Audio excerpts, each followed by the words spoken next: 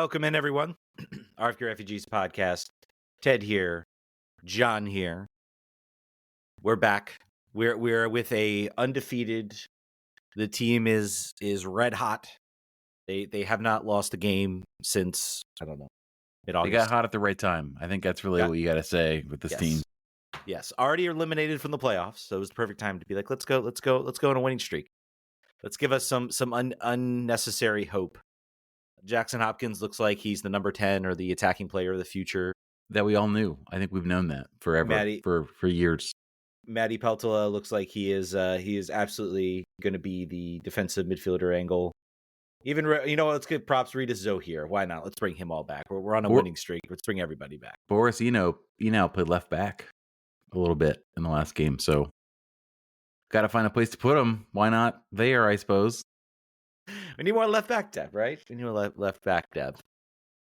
Yeah, DC United on a winning streak. Before we get into that, John, obviously, of course, you watched the game. I watched the game on Sunday. So I just had a busy Saturday and busy Sunday as well. But how are you doing, man? How was your weekend? I hope it was good. Yeah, it was pretty good. I got back from San Diego last week and sort of got reacclimated to the world and thought I was getting sick, but I've held it off at Piers for now. But yeah, man, right back into it. Busy week here. Busy week all the time. How about you? You said you were busy. You had another one too. I had a busy week. I caught a very light, like the lightest version of COVID I think I could have possibly caught last week. Covish. But it was like no fever. It pretty much cleared up within like 24 to 48 hours. I was obviously still testing positive. Finally tested negative on Friday, and we were able to throw a birthday / housewarming party at my house. And not your birthday, right? What's that? No, not my birthday. My wife's birthday. I was like, I feel like I would have known that. Hopefully. Yeah, no, my birthday's in the wonderful weather of January. That's when that is. But yeah, then went out and did 3 soccer games, which was intense, especially coming off COVID. And right off the back of COVID, that's a move. Felt like I went and was like, I need to nap for several days after that. But yeah, it was a good weekend. It was a fun weekend. Now we get to talk about a team that kind of looks decent, maybe looks good. I don't know, man. We do, and I think, but before that, I think we wanted to share a bit of news that has come up. We are going to interview Jason Levine tomorrow. Yes. So that's happening. We will be talking to him, and we've yet to sort of decide how it's going to roll out. But I would say if you want to listen to that podcast as soon as possible, I'd recommend joining the Patreon at the $5 and above tier. Yes. But we, certainly have a lot of questions. I think, the good thing is that our feelings about him generally and the ownership of the club is not a surprise. This will not be an ambush to him, whatever we say. Mm-hmm. I think we've been pretty forward, and I think the episode like 3 episodes ago was sell the team. So I think, there's truth in advertising here. So it'll be an interesting conversation. Obviously, things are, it's a mixed bag right now for DC United. There was also, I think this is sort of part of, there was a Meet the Team Day season ticket holder event that happened last week. And I always love it. This is at least, I don't think there was any expectation of privacy. So we got some pretty good notes from the Discord about what the conversation that had been taken there. But I think, we'll leave that to where it is. I think we'll sort of have our own take on those questions and see where he's at. But there's lots to ask, lots to answer for. And hopefully we can get a clearly articulated vision of the future, and then it's up to fans how they want to feel about that.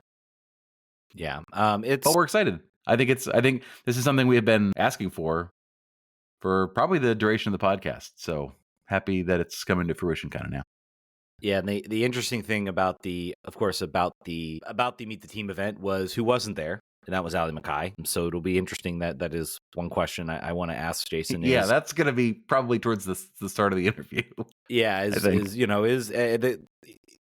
have been scheduling, could have been a lot of things, could have been who knows what. But that is something that does need to be addressed. Is Ali Mackay was not there at the Meet the Team event. It was just Jason. Apparently, there were a lot of people basically telling him that he should sell the team. The team is also a lot of the supporters have said there will be no drumming this year. It was painfully obvious. I went, of course, and I feel like this was forever ago, but I have not. I don't think I dropped this. I actually did go. I went to the Club America game the previous weekend to see DC United play Club America, which they won. So he's now like, I think they say 5 unbeaten. I don't know if people are including the Club America game. Maybe count it. Sure. I don't know. Sure. But yeah, we sat kind of, to the left of the supporter section. Basically, there were no drums. There was no violence. One guy did say hi, and I apologize. I don't remember your name. But one guy did notice Typical. me. Hollywood Ted over here. And thanked me for the show. We had a good time. We celebrated the goals, which were all right in front of the goal. My wife did not have the best time. She is originally from Mexico City and a big Club America fan. So this is what you get when you go up against DC United. You're going to get your heart broken. So she should have known that going in. It's the buzzsaw that is DC United. Yeah.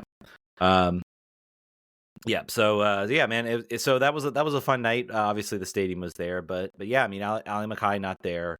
The supporters, everybody's upset. Everybody is. I think this feels like a very much a breaking point for the whole team. Yeah, there's a petition for season ticket holders to not resign, not spend money on the team, not buy. If you do go to games, not spend any money on food and drink until. I think it says until the team is sold or disposed of. I don't know. So I think it's very bad. What was typically like the Facebook, Instagram comments of it all have now infiltrated to every organized part. I would say every group but the casuals is in this camp of this is unacceptable. It's gone on way too long.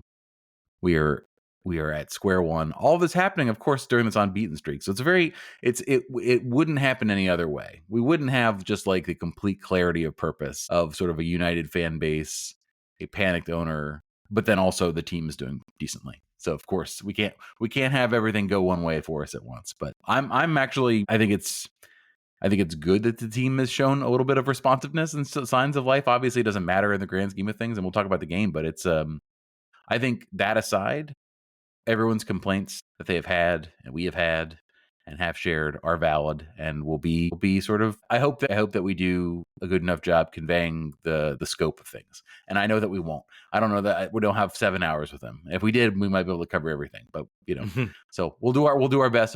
Hopefully, you as fans are not disappointed by at least the questions that are asked. Yeah.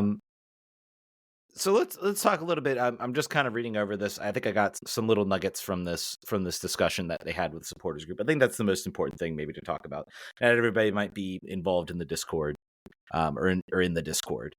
All of our listeners are on the Discord. Hi, yeah, everybody. well, we got 200 people. I don't know how many people are on it. The active members of the Discord, I think, are a little bit left. I guess some takeaways I'm kind of getting from, again, these are all just secondhand notes. No one was there. We can have people, if we have people that are who maybe were there, maybe we can get a little more advice, and maybe some people might have some. We have a opinions. listener emailed me before the show, said that he was there, and could talk about the show, but unfortunately we don't have set up for call-ins at this moment. So yeah, but yeah, just keep it high level, and then I think we'll get into the deeper tomorrow when we talk to Jason.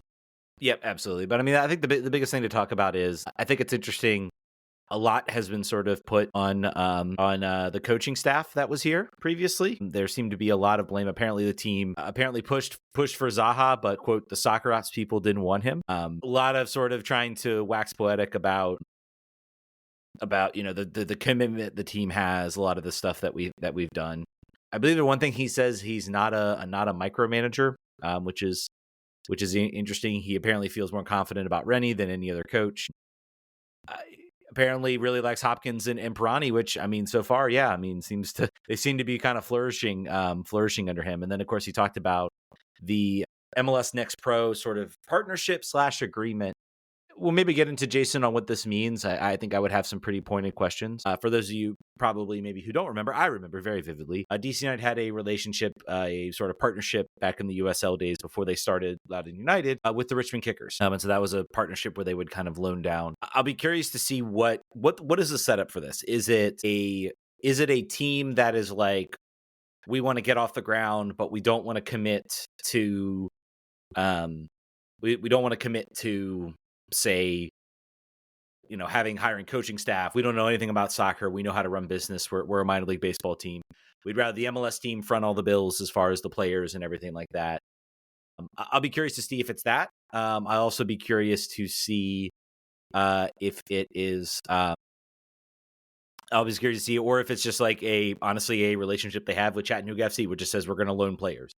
If it's that, I'll be less disappointed with everything. I don't know. What are your thoughts on this potential MLS Next Pro partnership that's yet to be announced? I'm keeping my opinions, keeping my powder dry, I think, until tomorrow. I think if it is like Chattanooga, where it's just a place that we could stuff players, we could have done that all along. Nothing really has changed. If it's a partnership with another entity that is either unaffiliated or coming into the picture, but then we're still going to go to Baltimore in 2 years, I don't, or however long, maybe, unless the Baltimore stadium was brought up in the conversation apparently as still ongoing and still the end goal. I think it's probably just taking longer than they would have hoped. But yeah, I mean, mostly what my takeaway before knowing how it's going to go is you could have done anything you're doing right now at the very start of this. And I understand that the Loud United thing complicated things, but that wasn't this year. You've had multiple years to sort of, and the consequences of doing that have been a lack of development in some young players, and then also some, opportunities to sign academy players to some contract that is, somewhat between a first team and an academy level contract or a champ that has missed. So Jacob Murrell to me is the poster boy of should have been an MLS Next Pro team for a while. So we'll see.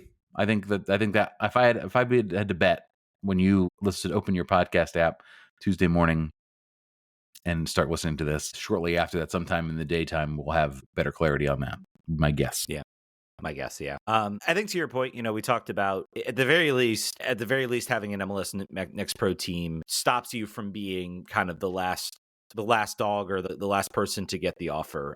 You look at Gavin Turner, for instance. Gavin Turner trialed over in Europe. He went all over, and literally it was like nothing came to fruition, nothing came to power, and then he was like, all right, I guess it's either DC United or go to Virginia. And I think I want to be a professional soccer player, so I'll go to DC United. To DC's credit, they did talk about how they said, well, he can't just ride the bench forever. They did find a landing spot for him in Chattanooga. He's done fairly well. I watched him in a couple games. He's given sort of a lot of freedom to kind of be a creative player.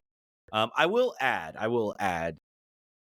the notion there is something to be said for Gavin Turner going to a place like Chattanooga, where their fans there are extremely passionate. It is like a real soccer game / soccer atmosphere. It's not like playing in front of an empty stadium. So there's real pressure. There's a little more pressure to perform.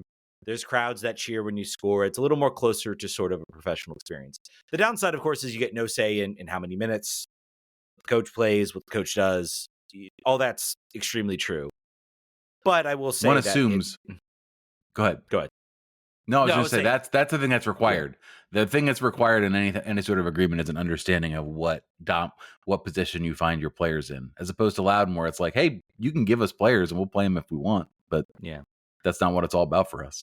We'll see what this move is. I do very much hope it is I'm a owner who wants to start an MLS team. I am, a minor league baseball owner, or I am somebody who wants to own the team, but I'm not somebody who has the ability to know how to run a soccer franchise. Now that DC's done a good job running a soccer franchise over the past 2 years, expertise. But they at least know who to build and know who to get out there at the very least. So if it is closer to that type of relationship, I think I'll be intrigued. Very similar. Nashville does this with Huntsville. They have sort of a agreement where it is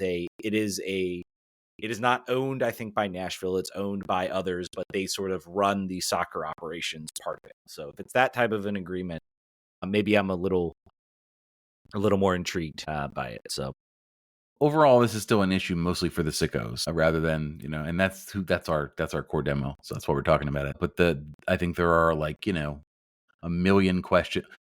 Mostly tomorrow, I think that the questions that I have are mostly focused on the off the field component of ownership and what the team has been. I think that's my real zone of interest. I think the on the field stuff you can ask, and we will. I think that but as far as I just noticed, for instance, the first news article I have seen all year long was posted on the DCUnited.com website about Pirani on September 4th. And that's the first time all year long, other than post-match facts and previews, which are league created, that this team has had any sort of information at all on the website. And that's like a part of the thing I want to talk about. Yeah, and by the way, the Washington Post actually sent a reporter up to cover DC United. They sent the Washington Capitals beat reporter to cover the game last week against Orlando. So who is that? I forgot her name. I just followed her on. It's not Tarek Al-Bashir.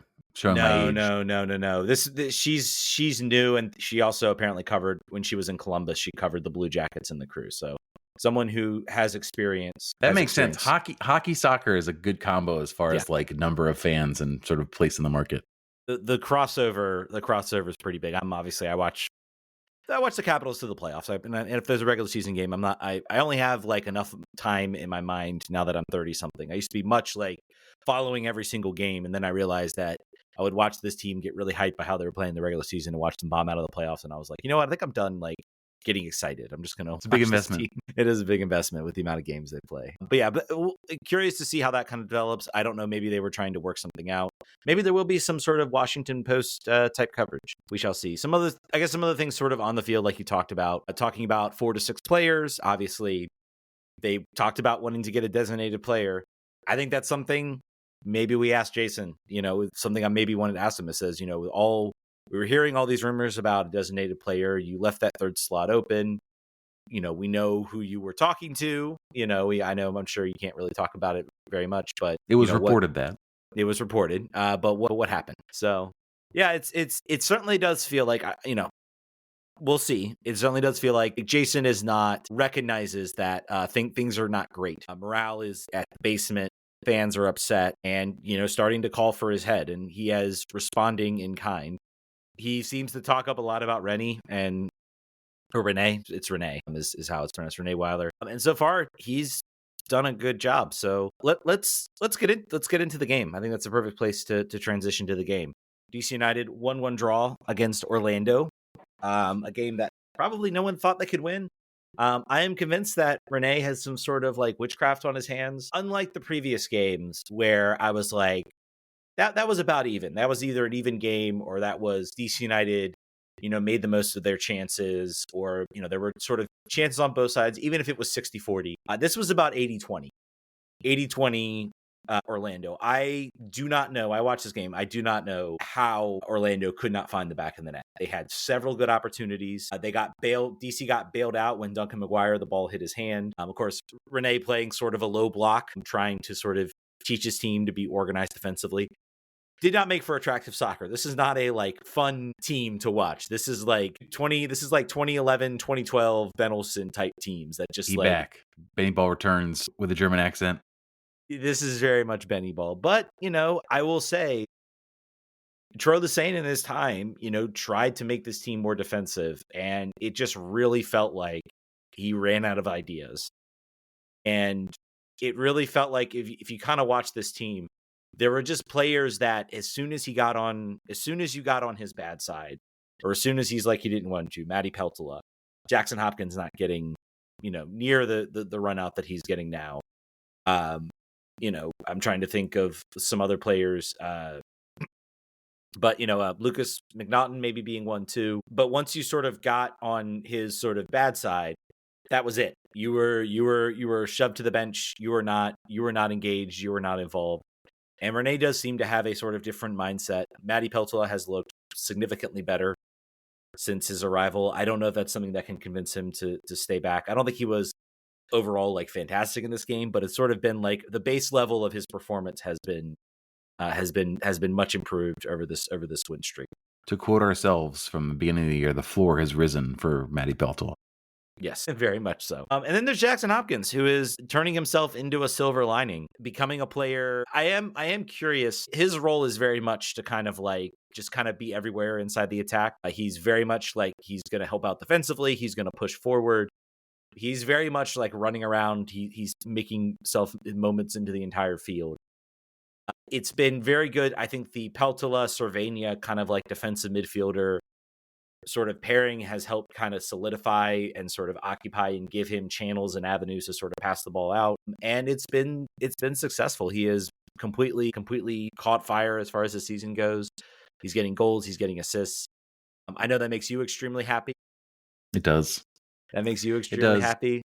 Are you going to get is a Hopkins jersey on the way now? Have you convinced? Do you want him to break his leg and snap it in half? Because then that's one way to do it. Yeah, no, I think it remains to be seen. I think obviously the run he's on 3 and 4 is unsustainable and not anywhere forecasted of the future. I don't think, but it's a nice turn for him. And we talked, I don't know, about a month ago. It was like, please give us a storyline to care about for the rest of the season, and we said it was the growth of these young players going into next year, and that was, he's giving us that at the very least. Another thing to call out here is Luis Barraza's 10 saves, kind of crazy. Most saves he's ever had in a game as a professional. 83 saves in 22 appearances. It continues to be sort of makes you curious where this team goes next year. I think if he we talked about it, does it make sense to give June a run out? And I think what's going to happen, it seems to me like, Benny Ball 2.0 is occurring, and that would not, it's not being done necessarily to where we're eliminated. There's nothing to do on that front. So I think, that he is not necessarily like going to open the doors to every tryout, basically. Like Jordan Farr's not going to get minutes here. Mm-hmm. Although he did get on the bench for the last game. I think that he's going to play Barraza out every single game the rest of the season to decide if he wants to start him to bring him back and start him, or at least have him be in the competition if they provide another. And I think that's fine. I think that he is, probably more so than the Alex Bono way last year, where we said, well, a crap defense makes a good goalie look bad, and the underlying stats were not very, weren't great for Alex. I think Barraza's in a better spot. And I think you're able to see now with this concentration on low block defending, watching Pirani chase like pressure in a mid block, going back on the wings, seeing Peglo do the same thing. Like, this team is really, really committing to that. So then you get to see the actual goalkeeper with a team that is coherent in defense. So I don't know. I think that's interesting to watch. I mean, June, I don't know. I think if he's not going to make the bench the rest of this year, they probably will try to figure out a way to get him back.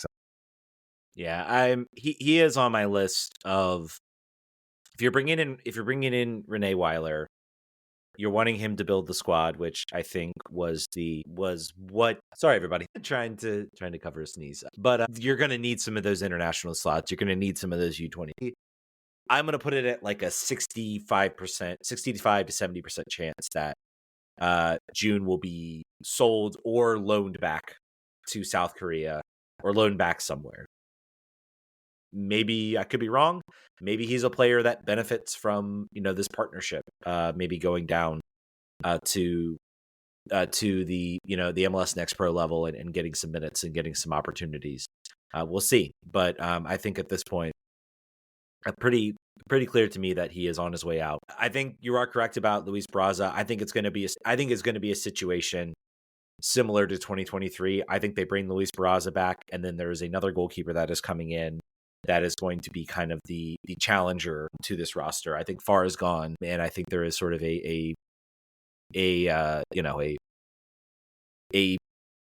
veteran goalkeeper who can kind of compete for that number one slot, and we'll see what happens. And the real question is, I think we've seen René Weiler be able to coach. I know there's a lot of talk, if you listen to Total Soccer Show, Joseph Larry talks about, how much do coaches really matter. I think what we've seen out of these performances that they do matter in a sense. They can sort of shift the balance. They can come up with new ideas on how to defend. They can put forward ideas. At the end of the day, yes, as far as like, if you look at the grand scheme of things, yeah, I think a good coach makes up about, anywhere from 5 to 6 points in the season. So it's not going to be a make or break your season, but it might be something that elevates your season a little bit. And I think we're seeing that in how the team has sort of risen up. I think it's pretty clear that the effort was not there when Troy Lesesne was there, and Troy Lesesne just didn't have an ability to really motivate anybody, to get everybody going. Once the new manager comes in, then it becomes a little bit of a, hey, I'm playing for my job right now, or I'm playing for next year. I better look good, otherwise things are going to turn pretty bad for me very, very quickly. Any other thoughts of the game? We could talk about the Lucas McNaughton red card. I think let's talk about that. You had a, you had a, Obviously, you had an evolution of thought on that, I think. yes, and I think there is. So obviously, if you watch the game, and I didn't realize, like, I think I looked at the stats and I was like, they scored a goal and then they got a red card. I'm like, man, that was like just like an unfortunate series of events there. And and then I watched it and I was like, oh no, there was a VAR review on the goal that resulted in a red card. And I was admittedly exhausted from coming back from games, and I was like, I don't think I've ever seen like a VAR review go on a goal and then a red card given. Like, shouldn't you bring it back? Of course, that's not the case. You can absolutely, if someone commits a serious foul play or someone commits any type of offense that is card worthy and the referee plays advantage, they can absolutely go back and card the player. Red card, yellow card, doesn't matter. Absolutely fine, 100%. 100% appropriate. So the red card was appropriate. That was absolutely just for Lucas, I'm just like, just let him score, man. Because I mean, at this point, you want to get himself sent off. I thought he was one of the players that had kind of a poor game. I think he's one of the players that's going to be, bye, thanks, but we're done here. Lost his mark a couple of times. There's some clear opportunities and clear shots, including the goal. Both he and Bartlett, I thought, had a rough game, and I'm not sure Bartlett's had some good games when he's been paired with Rawls. I think this team, if you're looking at some of the 4 to 5 to 6 players that coming in next year, like TAM level center back is a big one, like an actual like TAM level type player, big, $500,000, $600,000, $7,000 salary type player, not, we pay a transfer fee and $300,000 type player. That's the one area of improvement that you would be looking for in this team, because it's just clear, like, they were losing marks. They basically, I think there were just the shots that were coming in the middle. When the team sort of was able to have a structure and shape in the defensive area, they were sort of able to rely on players like Cervenia and Peltola to kind of clean things up and sort of prevent that. But when sort of things got on the run and the entire, from a counterattack, or the entire defense was kind of checking back, and the structure maybe wasn't there, there were huge gaps in the center, in the 18, that Orlando was able to exploit, and really should have buried one of them, at least one more of them, to make it a 2-1 game. I have to think this is, do you agree with my assessment? This is the end for Lucas McNaughton after this? I would be curious to see whether he makes it out on the field in the starting position again. Probably not. And I think it's also the end for him with the club, because this is an Ali Mackay player and he's on a 1 year, and I don't think that Ali is here next year. So I think yes. You think Ali's going to be let go? I do. So you think René Weiler, who has no concept of the MLS roster rules, is it going to be a René Weiler and Dave Casper type show for something like that? Talking bleak, man. You're just like, that's my thought, and I don't even really feel necessarily negative about that. I think that Dave Casper being involved, of course I am, but I mean somebody to help, cross the I's and dot the T's with the league nonsense stuff. I think that René has talked a lot about new players, and there's lots of conversation in those notes that we didn't get into that says how much that those assurances were given. So, yeah, I think Ali is in a hot seat situation right now. I think that if Jason blames a lot of the situation of this season on Troy, who hired Troy, and there's some varied thoughts on that out in the media, but nothing confirmed. And then Ali sort of disappearing from the spotlight here over the time. I think if you're saying some bad decisions were made, my assumption is he is including Ali in those bad decisions. That's my guess. I'm very curious to see because we're going to ask the question, what is Ali Mackay's status? That answer might not tell us anything, but I think he's under contract. That's what he'll say. Probably, but I think the nature of that and how maybe full-throated he is in sort of his defensive alley, I think that would, if there was one thing that would kind of, even if you're going to say, René Weiler is kind of running the show, you need somebody in here who can, make trades, who understands the value of certain contracts and how to get sort of moves done in this league. I don't think you can kind of turn it over to René. And maybe he's well versed in it. Maybe he plays Football Manager in his spare time. I don't even necessarily think that on the rules, but I don't even think necessarily that René does a double duty. I think that all of a sudden it appears that Jason has found Jesus on experience being important rather than young and creative ideas, and experience trumps somebody coming from a good place without time in the chair. So I think if there's a GM that's unemployed that has recently been doing the thing, that's what I think comes in. Not Dave, but maybe somebody else. Yeah. I think my off-season predictions are starting now here in September 15th. I think Ali quote unquote survives this. I think he's back next year. I think his role will be stunted. He's not going to get the full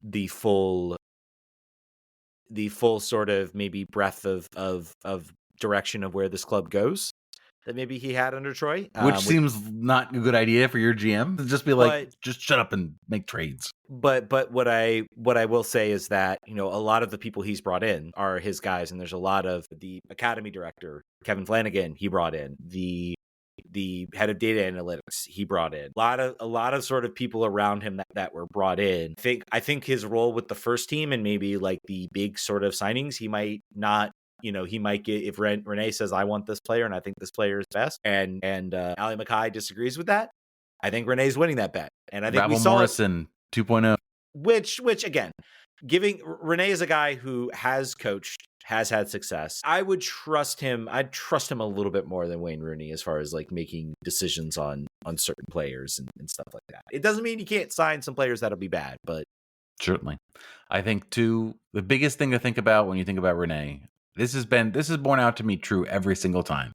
It's with players, it's with managers, it's with everybody. If you look at someone's Wikipedia page and they have never been in a place for more than 2.5 years as a player or as a coach, and they keep moving and they keep moving, there is a reason for that, and you are not going to be the person that breaks that streak. You're not going to be the one that changes him. That is always the thing. You look at a player like a journeyman that comes here and puts together a good year, and you're like, this is it. Like this is going to play out the rest of his career here. It never, ever, ever happens that way. So there is a reason why a pattern develops. So whatever, I think it would be not wise in the long term for him, for everything to be thrown out in the bathwater and everything be put in this René basket, because I don't think he will be here by the next presidential election, per se, like something like that. Like, I don't, if we have, pending, or even the midterms, who knows? But I think that is the thing that scares me. It never changes. There's never a coach like Jose Mourinho is not going to go somewhere else next and be there for 10 years. It's just not going to happen. This is going to be the way it goes. Yeah, we'll see. I think the first things first. First things first. The job in front of you is to rebuild this team and make it palatable. We got some questions. You want to run through those? Yeah, let's go through the questions. I think we've discussed kind of the game. I think that's all we really can get out of the game. Slide Tackle 84 on our Discord says, does Miami take us seriously this week, i.e. play Messi? I think Suarez got red carded. Suarez is suspended. There's another player that got suspended as well. I think from the last game there was another player suspended. I think if he's available and healthy, they will take us seriously, because they lost on the road in a pretty dramatic way this week. So they've got to start winning. We'll see. They do have a midweek game against Seattle, which they're really going to care about. They want to. It's at home though, so they don't have to travel at all for these. So they do not have to travel. I think there's a good chance. I think if they drop that game against Seattle, I think they will say, we need to go in here and we need to really put the stamp on DC United and we can't take them lightly like we took them last week. So that'll be my thought on that. I think he'll play. Thoughts on Farr getting a front row seat over June against Orlando?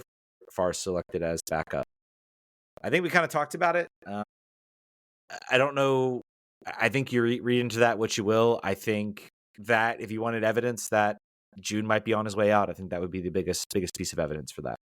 Farr seems like a great third keeper that you keep. He's affordable. I think he's on a multi-year deal even, I'm pretty sure. I think that was required to get him out of Tampa Bay. I'm pretty sure. He's got vibes. He can save penalties. Like, what else? He's good at doing social media. What else could you ask for a third string goalkeeper? I was trying to find his contract. He is a 2-year deal through 2026 with an option. So yeah, he'll probably be back. He'll be here. That third keeper. Hey, are you hungry? Says, how should we interpret undefeated in 4 games? 5 games. Let's say under Wheeler. That's right. Do we really look better? Because we also went 4 games undefeated at the beginning of the season under Troy. Better. It's better in that we're winning and that we're in games and it's not like we're getting blown out. I don't think this is like the future. If this team is playing like this next year, something's gone horribly wrong. I mean, yeah, it's better. I think it's undoubtedly better. Like we were getting beat by 4 and 5 goals for a time before, and the players haven't changed. So the only thing that's changed is the coach, and all of a sudden we're not getting blown out. And these are not the basement dwelling teams that were doing that to us earlier in the year. So I think it's very heartening. To your point, no cohesive and sort of like building attack is in play, but that is down.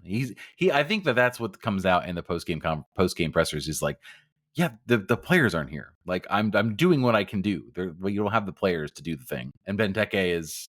Go ahead. No, go ahead. Sorry, you were saying about Benteke. I was going to say, as you said that he looked really great against America. I think he looked pretty. I think he was kind of a non-factor completely in MLS play, and in this current like super defensive setup that we're in.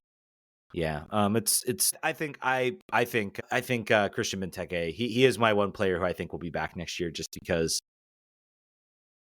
the pressure to build in, and I think it's been said a lot that his game, even though he didn't have a great game this week, he's played well over this winning streak, including the game against America. Which, I mean, clearly he came onto the field and it was just obvious DC was able to move better in the attack. He got attacks going. He won the ball. The DC was able to sort of get on the end of some of those long balls over the top. It just looked better. I think he's back next year. I think the idea of trying to sign 3 different designated players or the winner is going to be certainly a bridge too far. And I think they will extend that option with the idea that he's going to be a bridge for the team heading into, and the next season you make that, particularly since you did not grab that DP that you needed over the summer window. Itsu says, how bad are things for Lucas McNaughton? Gets the start, but then involved in a goal conceded and is sent off. He seemed fairly distraught, even walking up to the ref and reviewing the VAR footage at the sideline/end. Something very unadvisable. Yeah, I think he might know that he was kind of that might have been it for him, and he might have had his chance and his opportunity, and quote unquote he blew it. So I do not think he's a player. He's a player who I think was only signed for this year with an option. So I don't think we'll see that option happen. And then also says, I'll start a comment. Barraza struggles to get rebounds away from dangerous positions. 2 hours for someone getting peppered by shots all game. I don't know. Yeah, I mean, sure. I don't think Barraza is the keeper who's going to lead us to the glory days. I think what we've seen is, you can get a solid backup, but you look at the keepers out there, you either go get like an MLS legend veteran, like a Nick Raimondo, and I'm going way back on that, or Casey Keller. You go out and get like a big time player. You go out and get a Matt Turner, somebody who is extremely good, and that's who you kind of rely on. I don't know. Maybe we see some of the sort of fringe national team goalkeepers come up. I don't know. Maybe Jonathan Klinsmann comes onto the team or something like that. That would helicopters in with his dad. That would be wild. But I think Barraza, again, I think he'll be in the roster. I think the goal will be, though, by the end of the year, that you have a solidified starter above him. And that's maybe he develops and continues to grow and starts playing, and they like, you know what, he's solid, let's do that. But I think there will be somebody at the very least competing for that number 1 spot with him. I think we've got enough holes in the boat that we should patch all those, and then we could probably make a do with him. We could make it to the playoffs with him. I think that's my diagnosis. But question for you. So the team, it's been talked about how the team wanted to let Troy go and did not get René on board until after the team was basically already eliminated from the playoffs. If the team had made the move sooner, brought René in, let's say late June, right before the transfer window opens, do you think, and let's assume nothing changes. Let's assume they couldn't get, whatever deals they were looking at, they couldn't get it together. Same roster as experience. Number one, do you think the team, I'm not going to say whether the team, I still think they probably missed the playoffs, but do you think the team would at least make it interesting? Would they not have been eliminated in, let's say, August? I'd have to go back and look at who we were playing in that time frame. But I don't know. I think you can't play like we're playing for an extended period of time. I feel like it's like playing heads. It's like flipping a coin. Like it can only come up heads so many times in a row. And right now it is, because it's happening solely as a function of just like attack prevention.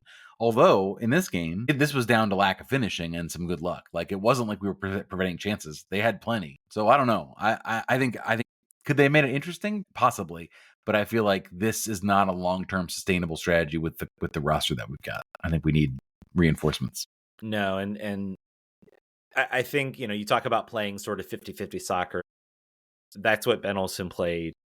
And you come up heads 3 times, you can, that's not an anomaly, and you can go on like a little winning streak, and you can push, and if things are tight enough, you can sort of lift up. But that's very much like the type of soccer Ben Olsen played. It was very much like 50-50 type soccer. It was choking games, suffocating games, finding moments to get goals.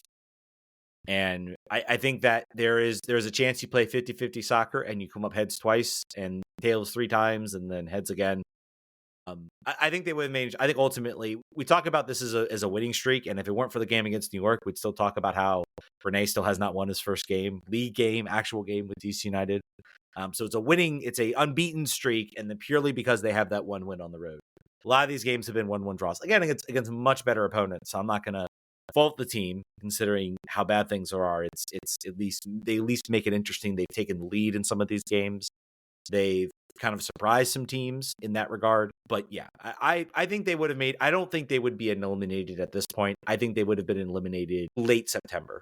I think is when, if René had been brought in earlier, I think there would have been some better performances, and I think they would have still found themselves eliminated, but it would not have been as terrible. All right, I think we got some Discord questions, or sorry, not Discord. Some Blue Sky questions. I did not have up. Let me get it up. Do as I open up Blue Sky. Brendan Carr would say, "Who's your DC United name a guy?" I'll go with Brandon Markledge. That would also be mine, because I saw him in a Giant in Kingstown one time, bagging his own groceries. That would also be my guy. If I had to pick another one, there's too many choices. Somebody mentioned that they were on a business call and Stephen King was on it. It just as like happened to be on the call working for the company he was working with. So that's another good one. Yeah, I mean, I go with you can go with AJ Wood. That would be somebody. That would be somebody who would be the name. A name I would. Brennan also said, "Is it fair to say that undefeated René Weiler is better than every coach in United history, with the possible exception of Bruce Arena?" How dare you? I think that leaves out a lot of coaches who have had some very. Is he better than Thomas Rongen? Well, Rongen won a cup, so I mean, yes, that was with a pretty damn stacked roster. Yeah, pretty much the same roster. Pretty much the same roster that, pretty much the roster that the team won. I was trying to remember. I ran into a former DC United player who was at like the Richmond Kickers, like honoring of. He was on the 1995 Open Cup team, and I'm so bad. I've been sick, so I'm going to use that excuse. Also, I haven't really felt well. But I'm trying to remember. He's a player who played for DC United and was part of the Cups. Definitely a role player type player, but he would be one. He would be one I would look to name. I'm trying. Stephen Deroux, another name that I'm just going to throw out there. Roy Guyan Capene. Guy Roland Capene. I interviewed Guy Roland Capene for my blog a million years ago. He used to be called Baby Drogba. That was his nickname for a little while. Yeah. The name that was fun. Anjan Sulu. Man, you don't want to get me started. Let's end this podcast. Was it Sasir Alam? Who's the Indonesian? Sasir Alam, yes, sir, the Indonesian Messi. Nicholas from the chat says there was a DC United player who arrived from the School of Mines. His name was Craig Thompson. Yeah, a draft pick. All right, let's stop. And conserve our DC United energy for the interview tomorrow. We don't have any more questions. I think that was it. That was Brendan. That was it. But so again, wrapping up. we're gonna talk to the owner of DC United tomorrow. And Steve Kaplan will also be there. I believe got so. The email. Yeah, I got the confirmed. email. Okay, so yes, both Steve owners Kaplan will be there. And if you want to hear it as quickly as possible, join us on Patreon, and then we'll figure out when the rest of you freeloaders can listen to it. Yeah, sounds good. All right, thank you guys for listening. We'll catch you guys next week. Vamos. Vamos. Or later this week.